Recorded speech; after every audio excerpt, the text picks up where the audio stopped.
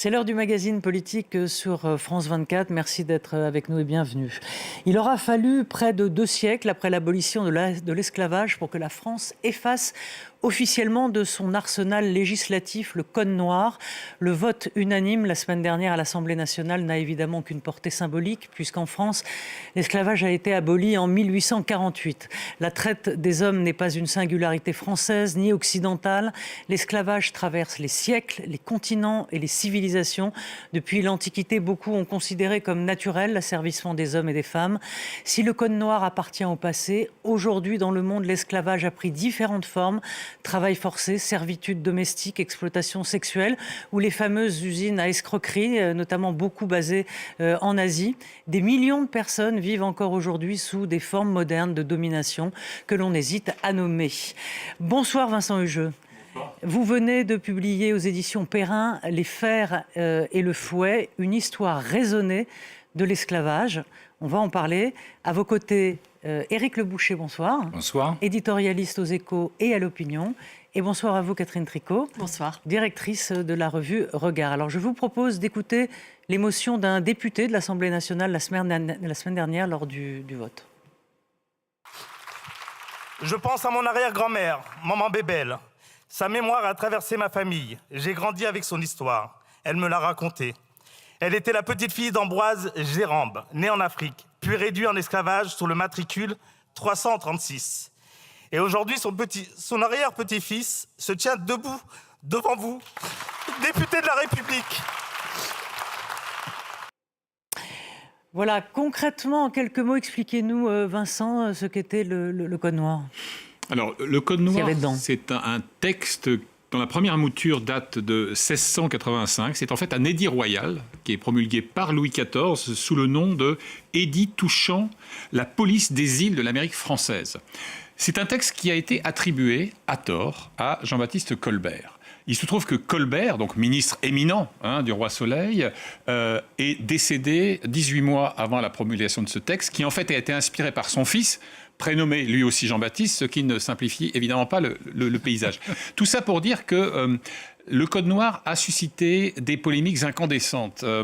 Il y a une dizaine d'années, en 2015, vous avez une controverse absolument ardente entre un historien qui s'appelle Jean-François Niort et un philosophe, Louis Sala-Molins, lequel philosophe dit « c'est le texte juridique le plus monstrueux qui n'a jamais été promulgué ». Ce à quoi Niort objecte que c'est la première fois, d'une manière ô combien imparfaite, qu'il y a une tentative de codification de ce qui peut être fait et de ce qui est illicite dans le rapport entre le propriétaire et l'esclave. Alors, soyons clairs, on va vous dire, par exemple, dans le dit Code noir, qu'il faut nourrir décemment son esclave. Bon, le vêtir. On ne peut pas lui interdire d'assister à l'office. Puis au passage, si on peut le convertir de force, ce ne sera pas du temps perdu. Mais à côté de ça, vous avez aussi une codification de la cruauté. Puisque première tentative de fuite, on vous ampute d'une oreille, la deuxième, etc., etc. Donc, si vous voulez, c'est un texte qui, à la fois, est une sorte de tentative inédite de régir quelque chose qui est abject, humainement, mais c'est quand même aussi la légitimation de la cruauté. Alors, j'ajoute un dernier point que, en fait, le Code noir initial n'a jamais été conservé aux archives nationales. C'est-à-dire que vous avez des tas de versions qui circulent. Il y en aura d'ailleurs une seconde, sous Louis XV, en 1724. Donc, si vous voulez, il y a plein de... Et ce qui est frappant, c'est que François Bayrou, alors Premier ministre, en mai 2025, découvre à sa grande surprise, à sa stupéfaction, qu'il n'y a jamais eu d'abrogation formelle, en tout cas, même si c'est tombé, évidemment, en désuétude. Et d'où, donc, l'engagement qu'il prend à l'époque, qui vient d'être matérialisé, de procéder à ce qui m'apparaît comme un exercice d'exorcisme tardif, mais l'exorcisme peut être salutaire. Exorcisme tardif, il est vrai, Catherine Tricot, on se demande pourquoi c'est resté dans l'arsenal législatif français et personne n'avait pensé jamais, tellement c'était peut-être absurde de l'avoir encore...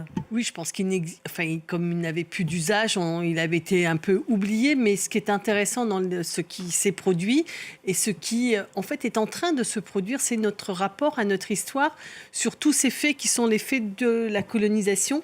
on voit qu'il y a un travail sur la mémoire et on restitue des œuvres, etc. Donc il y a quelque chose qui traite l'histoire de la France avec ses colonies. Et la question, c'est assez frappant que la question de l'esclavage était encore plus enfouie. Moi, je suis frappée, par exemple, qu'il n'y a pas en France de musée qui véritablement restitue cette histoire-là, qui explique cette histoire-là. Il y a des éléments, notamment, moi j'avais visité à Nantes, oui, non. C'est assez intéressant ce qu'on y voit, mais d'abord c'est quand même petit, c'est quand même un endroit où il y a des éléments intéressants, mais ce n'est pas un monument national, ce n'est pas quelque chose... Et puis on voit que c'est à Nantes, mais par contre les 4 autres ports qui ont pratiqué la traite ne le traitent pas, et en particulier Bordeaux. Petite nuance, permettez-moi, il y a 4 salles du musée d'Aquitaine. On peut trouver ça dérisoire au regard de l'ampleur du phénomène, mais il y a 4 salles du musée d'Aquitaine qui sont consacrées à l'histoire de l'esclavage. Et là, je crois savoir qu'avant la fin du mandat de François Hollande, Emmanuel Macron, pardon, il devrait y avoir un jardin qui va commémorer les 216 affranchis. D'ailleurs, ils n'aiment plus trop qu'on les appelle les affranchis, je ne sais plus le terme qu'ils préfèrent, les nouveaux libres. Maintenant, ils préfèrent qu'on les appelle ainsi. Mais on va faire un jardin qui va donner tous les noms de ces 216 000 nouveaux libres qui, depuis les colonies, se sont libérés, émancipés de l'esclavage. Et ce sont des militants bénévoles qui ont fait le travail de recension pour retrouver leur nom.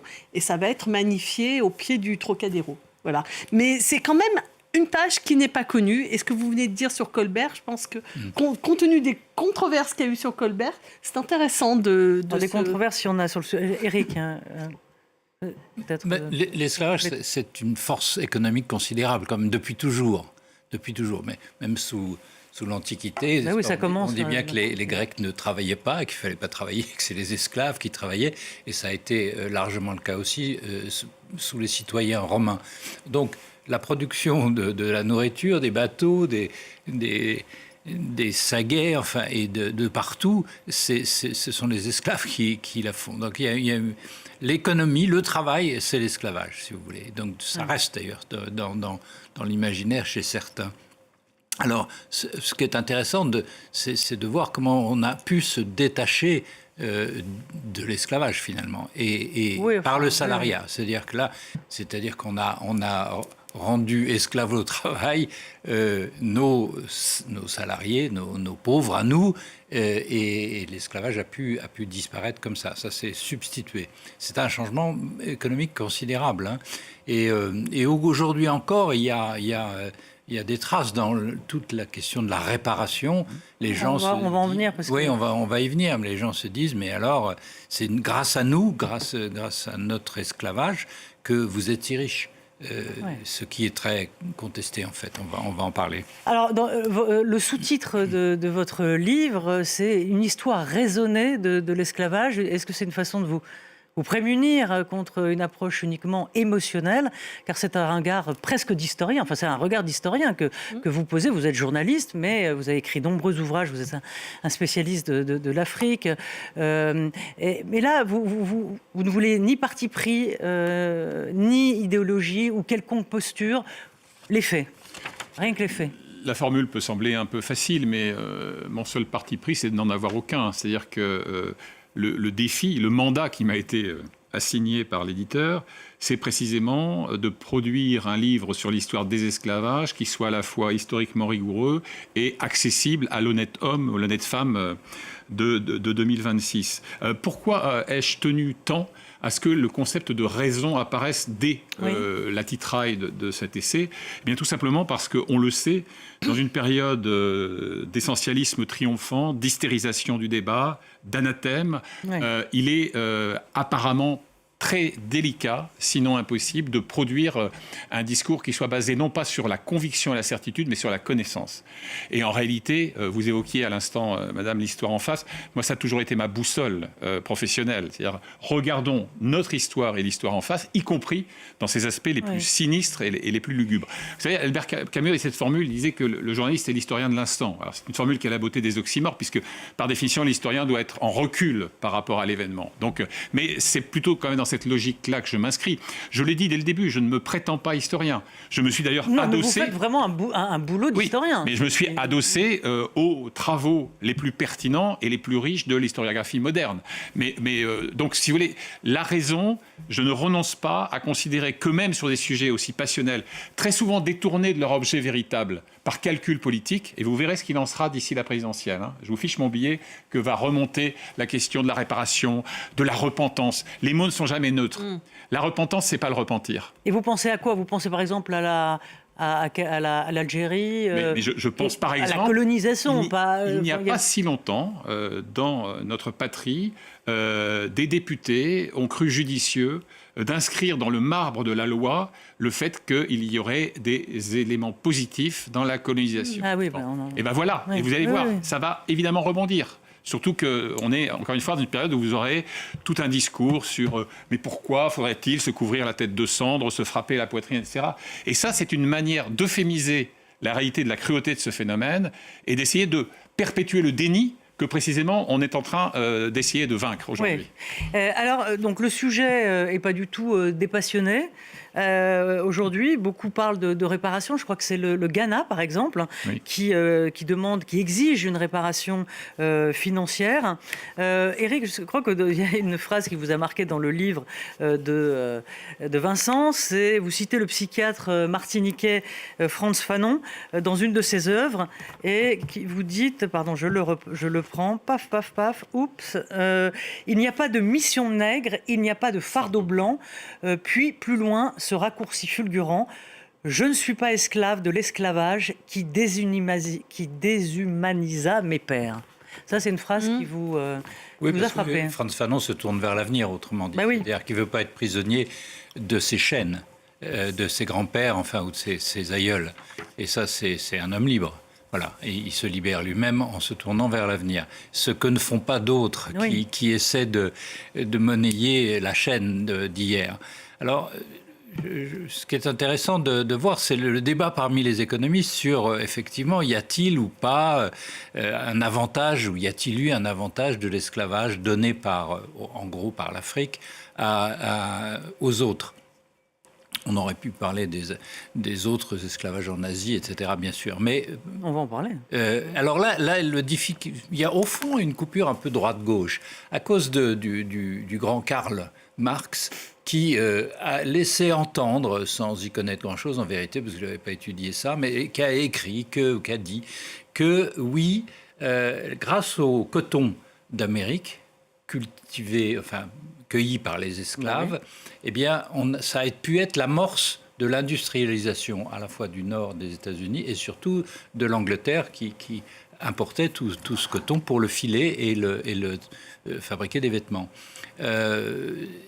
Donc, il y aurait, au départ, l'esclavage aurait servi au capitalisme, au début du capitalisme. Alors ça, c'est très contesté par, si je puis dire, la droite, par Adam Smith, qui dit, mais pas du tout, l'esclavage, au fond, économiquement, c'est très intéressant comme remarque, au fond, c'est pas intéressant économiquement. Ça coûte plus cher d'avoir des esclaves que des salariés. Parce que les esclaves, ils ne travaillent pas beaucoup, donc il faut les fouetter, je reprends votre titre, en permanence, ce qui impose des contraintes et beaucoup de gens pour le faire. Et il faut les nourrir, il faut s'occuper des enfants, etc. Et puis il en meurt beaucoup. Je crois que la vie, vous le dites dans votre livre, la vie esclave, on vit 7 ans ou en moyenne. Les plantations des Amériques, l'espérance de vie moyenne est entre 7 et 10 ans selon le traitement. Donc il faut racheter un esclave. Enfin, faites le calcul, c'était plus intéressant d'avoir des salariés dont vous ne vous occupez ni des enfants, ni des femmes, ni des familles, et ni de l'école, etc. Et donc c'était plus intéressant économiquement, et donc il n'y a aucun avantage à l'esclavage pour la formation du capitalisme, au contraire. Voilà. Ouais, donc on a ce débat entre la droite et la gauche. Catherine ? Oui, je pense que l'esclavage, il a eu des avantages à différentes périodes. Enfin, ce qui était intéressant dans l'Antiquité n'était plus la même chose au moment du capitalisme avec la machine à outils qui s'est développée. Donc en fait, je pense qu'il faut se dire que c'est un système qui a pu être économiquement intéressant et puis qui a fini par tomber en désuétude et qui a fini par cesser d'être intéressant. Et c'est bien un petit peu, si on se déplace de continent, c'est bien un petit peu ce qui a opposé les nordistes et les sudistes aux États-Unis. C'est-à-dire quand même qu'il y avait... Les nordistes étaient plutôt du côté du développement de l'industrie du capitalisme moderne, contrairement aux sudistes. Donc je pense que on va pas... je pense que l'esclavage, c'est indéniable que s'ils l'ont fait, c'est pas par philanthropie, mais parce que c'était intéressant de le faire et que finalement l'histoire de l'humanité, du capitalisme et des progrès techniques, etc., ont rendu obsolète l'esclavage tel qu'il s'était développé jusqu'au 19e. Ça produit en premier lieu, il y a les raisons économiques, mais il y a le racisme fondamentalement. Oui. Alors, l'une des découvertes les plus pertinentes du travail historique, c'est que, en fait, l'esclavage précède la notion de race. Ouais. Et ensuite, vous avez une racialisation de l'esclavage pour, en quelque sorte, le rationaliser et lui donner une justification homme inférieur, homme supérieur. Bon. Sur le plan économique, ce qui est frappant aussi, c'est que, et Éric Le Boucher vient de dessiner parfaitement les contours du débat et de la controverse, c'est qu'au fond, les puissances esclavagistes les plus frénétiques au début, c'est le Portugal et l'Espagne. Or, l'essor économique va d'abord être celui de l'Angleterre. Donc, on ne peut pas établir une sorte de mécanique absolument implacable qui justifierait.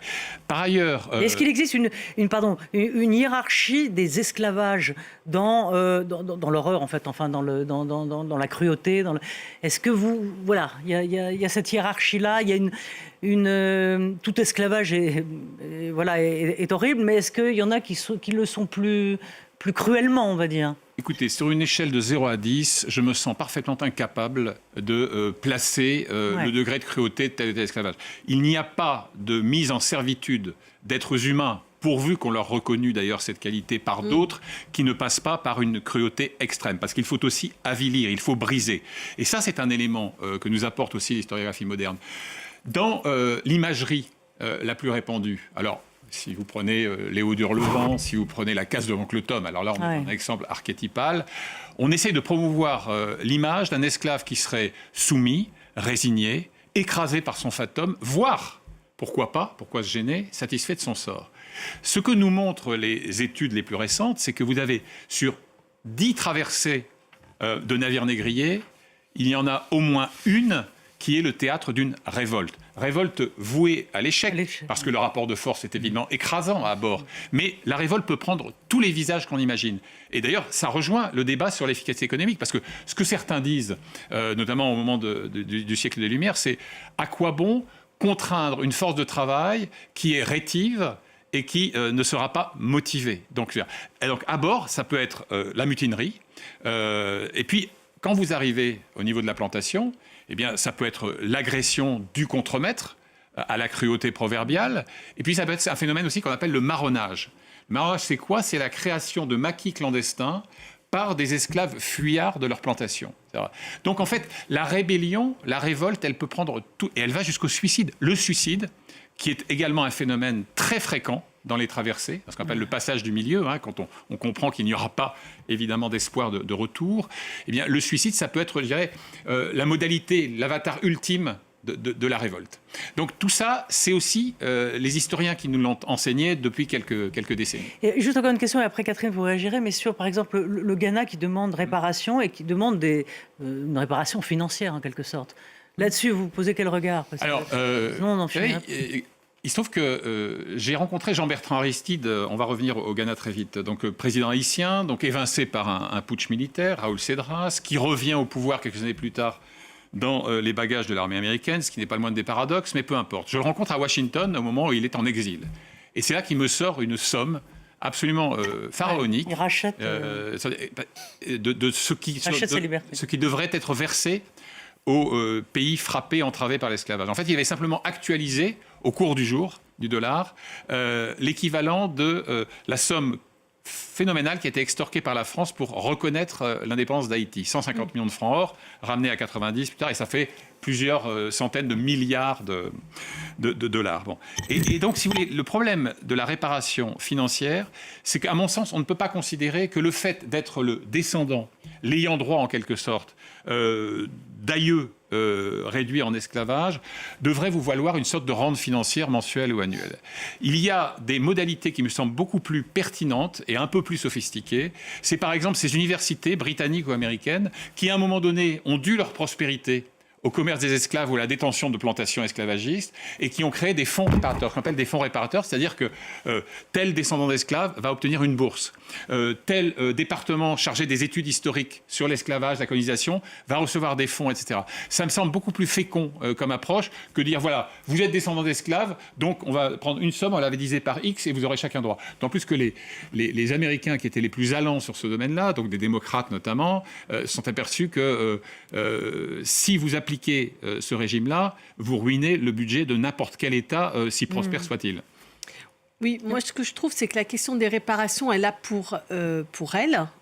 Après, comment on répare, qu'est-ce que c'est que ces réparations, c'est une deuxième question. Mais par contre, je trouve que poser la question de la réparation, c'est aussi dire, faut tirer les conséquences de ce que vous dites. C'est-à-dire, ça ne peut pas être simplement des symbolique. Mots. Oui, ça ne absolument. peut pas être que du mot. Oui. Donc, il y a réparation. Par contre, la réparation, est-ce qu'elle doit être aux personnes ?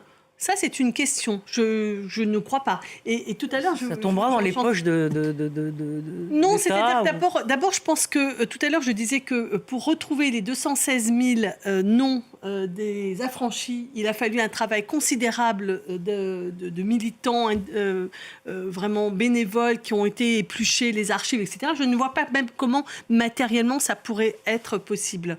Et tout à l'heure, vous parliez de Frantz Fanon et je pensais aussi à une remarque que vous faites, je ne sais plus qui le dit dans votre livre, que quand on est noir, on n'est pas forcément descendant d'esclaves. On peut aussi être descendant d'esclavagistes. Oui. C'est-à-dire qu'en fait, il n'y a pas de littéralité. Oui. Comment on sait... Expliquez ça. Donc, comment on sait qui est... Mais par contre, je termine sur la question des réparations. Par contre, je pense que la question des réparations est une question extrêmement importante à penser parce que le sous-développement dont est victime l'Afrique, on ne peut pas penser que c'est indifférent à cette histoire-là. Voilà. Et que donc aujourd'hui, par exemple, ce qui se pose régulièrement, et ce n'est pas une question générale et abstraite, ce qui se pose quand il y a des grandes conférences internationales sur le climat, les pays du Sud disent on ne va pas payer alors que c'est vous qui avez pollué, qui avez détruit. Donc ils demandent réparation aussi pour ce qu'ils ont subi comme préjudice par le passé, ce qu'ils subissent comme préjudice pour le présent. Donc je trouve que la question des réparations est légitime, mais je ne crois pas qu'elle puisse se penser à l'échelle de l'individu. Et là-dessus, je vous rejoins. Il me semble absurde de nier que l'essor de maintes communautés, de nombreux pays, a été entravé par les arriérés du fardeau de l'esclavage. Et il me semble tout aussi absurde d'imputer toutes les turpitudes et tous les tourments des pays d'Afrique ou des Caraïbes au seul esclavage. Voilà. Sur la question que vous souleviez à juste titre de l'ambivalence de la question de la réparation, c'est que on s'est beaucoup demandé aussi à cette époque qui il fallait indemniser. Doit-on indemniser les victimes ou les propriétaires ? Or, que dit le lobby des propriétaires et des colons à l'époque ? Il dit, mais lorsque nous avons acquis telle plantation et tel nombre d'esclaves, c'était parfaitement conforme à la loi du moment. Et donc, il n'y a pas de rétroactivité. Et donc, ils exigent d'être indemnisés. Mais alors, et c'est là où ça devient assez passionnant, c'est qu'il y a par exemple une universitaire qui a conduit une étude sur la Martinique. Eh bien, dites-vous bien que 30% de ceux qui ont touché des indemnités en tant que propriétaires d'esclaves étaient noirs ou métis. C'est-à-dire, vous pouvez parfaitement être vous-même un ancien esclave à talent, comme on dit, c'est quelqu'un qui avait un savoir-faire artisanal particulier.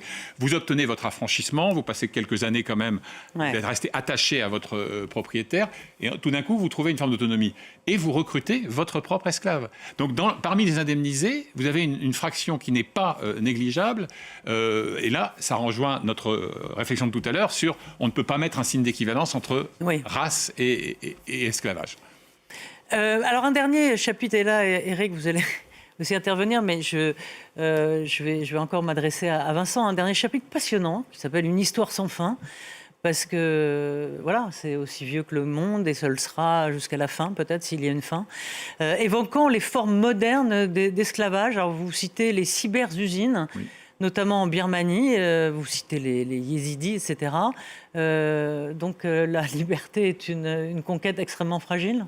Écoutez, l'universaliste incurable que je suis est au regret de constater que la mise en servitude de congénères, pourvu encore une fois qu'on leur reconnaisse cette qualité et ce statut, elle est consubstantielle à notre pauvre humanité. C'est-à-dire que l'esclavage est vieux comme notre monde et il ne périra qu'avec lui. Oui. J'adorerais vous dire le contraire, mais j'ai la conviction que ça... Et il prend effectivement des formes qui peuvent être parfaitement modernes. Et vous avez, aux confins de la Chine, de la Birmanie, de la Thaïlande, d'immenses usines à cyberfraude où sont recrutés des personnages, jeunes en général, là, qui vont... Il y a un portrait d'un Chinois... Oui, qui vont faire de l'escroquerie. Alors, ça peut être de l'escroquerie sentimentale, ça peut être de l'escroquerie au bitcoin, ça peut être de l'escroquerie au placement, etc. etc. Mais en quoi ils sont esclaves, alors? Ils sont esclaves parce que si ils ne satisfont pas au rendement exigé d'eux, ils sont sanctionnés, menacés, frappés et certains tués. Donc, ils n'ont aucune liberté, ils n'ont plus de passeport. Mais la jeune Philippine ou sri-lankaise, qui est employée par un diplomate du Golfe dans une ambassade ou dans une chancellerie ou dans une résidence à Paris, sur nos bords de Seine, qu'on prive de passeport, qui travaille 20 heures par jour, c'est de l'esclavage. Et si vous retrouvez aussi, alors les yézidis, là on est dans la version la plus abjecte de la servitude sexuelle. Je donne des exemples, éloignés des enfants du poste, d'échanges entre des caïds de l'État islamique qui vantent les mérites de telles filles d'une douzaine d'années, qui sont prêts à l'échanger contre une paire de chaussures de sport avec des chaussettes neuves. Je ne plaisante pas, parce qu'il n'y a pas lieu de plaisanter, c'est la réalité, c'est ça. Donc, si vous voulez, certains me disent, oui, mais non, mais on ne peut pas tout confondre, c'est pas la même chose. Si, c'est la même chose. C'est simplement la version moderne, technologisée, de cette conviction qu'il y a des êtres supérieurs et des êtres inférieurs, et qu'on est en droit d'asservir, d'assujettir d'autres pour les mettre à notre service. Alors, quelle que soit l'époque, Éric, qu'on soit dans l'Antiquité, qu'on en revienne à Marx, ou je ne sais... Voilà, je veux dire, l'asservissement de l'homme par l'homme. Alors là, on voit que ça concerne aussi beaucoup le continent asiatique. Oui. Je pense que c'est... oui, enfin, il n'y a pas que le continent asiatique. On peut aussi... Enfin, dans le livre, il y a beaucoup de questions en Asie. Mais... L'esclavage tel que celui que vous décrivez, avec les fers et le fouet, est quand même très unique et dans l'horreur absolue, etc. On passe là à d'autres formes de domination qui sont moins brutales, mais non moins mauvaises et non moins asservissantes pour les gens. Moi, je pense qu'aujourd'hui... et d'ailleurs, aujourd'hui, ce qui nous menace avec le numérique et avec l'IA... On peut être esclave de l'IA. On va être esclave de l'IA. Dans le discours du pape qu'il a prononcé il y a 10 jours, vous remarquerez qu'il fait un passage où il parle de l'IA et il dit qu'il faut faire attention à l'IA parce que c'est une nouvelle domination de l'homme sur l'homme. Et à ce passage, dans cette encyclique, il fait un regret sur l'esclavage, celui sur la traite des Noirs, en disant que l'Église l'a trop longtemps toléré et qu'il demande pardon. Donc vous voyez, il fait lui-même le lien entre le passé atroce inévitable et la réalité qui menace de l'être aussi. C'est pour ça, je pense que la domination, notamment psychologique des enfants, est quelque chose qui relève d'une horreur, pas du même type encore une fois, mais d'une horreur. Catherine. Moi, je pense qu'il faut faire une distinction. Il y a ce que vous dites, par exemple, la jeune femme sri-lankaise qui est asservie par une haute bourgeoisie, quelque part sur les bords de Seine. C'est de la mise en esclavage et ça relève du crime. Ce que je trouve différent des systèmes esclavagistes. On ne peut pas exactement... Le fait qu'il y ait du crime ne fait pas de la société une société criminelle. Or, il y a des sociétés qui sont fondées historiquement sur l'esclavage. Et donc, on n'est pas tout à fait dans le même registre. Et pour déconstruire, et c'est ça que j'ai trouvé absolument formidable dans votre livre, c'est que la déconstruction de l'esclavage, ça passe par évidemment des décisions politiques, des lois, des interdictions, on abolit l'esclavage, etc. Mais ce que vous soulevez, c'est l'au-delà de ça. C'est-à-dire qu'en fait, il faut aussi déconstruire dans les têtes. C'est-à-dire qu'il faut déconstruire dans notre histoire que nous avons individuellement, mais que nous colportons collectivement.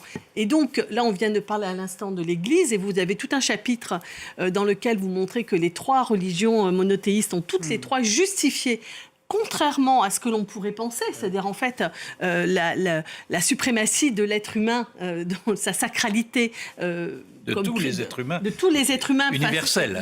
Voilà, ça devrait être... On peut penser comme ça, de prime abord, que c'est ça qui fait le socle de ces 3 religions. Et en fait, toutes les 3 se sont bien arrangées avec les principes pour finalement justifier l'injustifiable. Et donc, il y a des enjeux qui sont des enjeux culturels, des enjeux historiques, des enjeux de représentation, ce que vous avez abordé tout à l'heure en disant que l'esclavage était premier sur finalement la construction de la race et donc la construction du racisme. Ce que je veux dire par là, c'est que la déconstruction de l'esclavagisme, c'est de l'action politique et c'est le travail que vous faites avec ce livre et c'est le débat qui a eu lieu à l'Assemblée nationale. C'est vraiment un travail de fond pour revenir sur notre histoire et défaire dans notre tête. Il y a le passé, mais il y a l'avenir. Il y a le passé et il y a l'avenir. Comment bien sûr, mais pour qu'il n'y ait pas l'avenir... il faut qu'il y ait ce travail, par exemple, ce travail de déconstruction de la pensée raciste, elle est fondamentale. S'il n'y a pas de pensée raciste, c'est beaucoup plus compliqué. Comment détruire une pensée ? Il y en a qui sont racistes. La pensée raciste, ça se punit, bien évidemment. Je pense que oui, bien sûr, ça peut... Moi, je suis plutôt favorable au fait qu'on n'ait pas droit à tenir des propos racistes, mais je sais bien que c'est tout à fait insuffisant par rapport à la destruction de la pensée raciste. La pensée raciste, ça suppose d'aller un cran en dessous et d'en comprendre sa genèse, pourquoi c'est venu, comment c'est venu et comment ça s'est installé. Et encore une fois, le livre que vous faites, je crois, y participe. Parce que là, dans ce que vous racontez dans ce dernier chapitre, vous dites qu'il y a entre 20 et 25 millions d'esclaves contemporains. Oui, il y a même une ONG australienne qui s'est spécialisée dans la traque aux avatars modernes de l'esclavage qui porte ce chiffre à environ 50 millions. Alors, c'est évidemment des estimations. Il n'y a pas de recensement individu par individu. Mais c'est l'agrégation de situations où vous avez des communautés ou des individus qui ont perdu toute prise sur leur propre destinée. Et donc, si vous voulez, revenons un peu plus en arrière, mais dans le siècle passé, réfléchissez à ce qui se passait avec les femmes de réconfort en Asie, qui étaient en fait des esclaves sexuels. Vous aviez, sous l'Union soviétique, une réduction en servitude de paysans, etc. L'Allemagne nazie avait théorisé le Untermensch, le sous-homme. Et d'une certaine manière, c'était une justification de la mise en esclavage de certaines populations, par exemple slaves ou caucasiennes. Donc en fait, tous les siècles, tous les régimes ont réussi à construire un socle doctrinal, si hypocrite soit-il, qui tendait à justifier... Oui, mais qu'est-ce qui légitimait cet asservissement de l'humain? Qu'est-ce qui, dans tout ce que vous venez de... Qu'est-ce qui justifie? C'est quoi la justification centrale de l'esclavage, qui soit historique ou moderne? Parfois, ça peut être... économique? Oui, ça peut être la rationalisation d'un besoin économique. C'est-à-dire que pour avoir une main-d'œuvre à vil prix, supposément docile, il faut donc justifier le fait que vous avez des êtres inférieurs et que vous appartenez à la caste des êtres supérieurs, et donc vous êtes d'une certaine manière légitime à les maintenir dans cette abjecte servitude. Et puis parfois, ça prend un tour idéologique aussi. C'est-à-dire que quand vous niez, la fameuse controverse de Valladolid, vous niez aux Indiens d'Amérique... Ont-ils une âme? Voilà, ont-ils une âme, etc. Donc là, c'est la volonté de cultiver une forme de suprémacisme. Nous sommes le peuple élu. Et c'est là où vous retrouvez les connexions paradoxales avec une papauté qui va émettre des bulles pontificales, qui vont vous offrir le socle non seulement doctrinal mais théologique, justifiant cette mise en servitude, en disant que peut-être dans le meilleur des cas, s'ils sont éligibles à la conversion et à la grâce divine, ils pourront être admis, alors avec un statut quand même inférieur, n'exigeant rien, dans la communauté des vivants. Et donc, si vous voulez, il y a plein de modalités, mais c'est toujours cette idée que... Il y a les guerres. Et puis bien sûr, il y a les guerres, parce que quand vous gagnez contre quelqu'un, il devient votre esclave. Et c'est très important de mentionner la guerre, puisque en fait, si vous voulez, quand vous entendez souvent des gens dire « oui, mais écoutez, les Africains n'ont pas fait mieux, ouais, Roi Nègre, ils ont échangé des esclaves, leurs frères noirs, etc., contre des fusils, des mousquets, etc., de la toile et tout ». C'est pas si simple que ça. Le roi nègre, comme on dit communément, enfin le petit souverain d'un royaume africain, qui va vendre à un trafiquant, un négociant négrier, une quinzaine d'esclaves, de captifs, qui vont ensuite être amenés vers un port côtier et ensuite la grande traversée, le passage du milieu, comme on dit. Il ne vend pas un frère noir. Dans son esprit, il cède pour la bonne cause, un captif, un vaincu. Et il a son cheptel de captifs dont il va faire une monnaie d'échange sans racialiser le vaincu la transaction. C'est le vaincu, c'est le captif. Donc, effectivement, la guerre est une formidable génératrice d'esclaves sur ce marché. Que faisaient les Romains.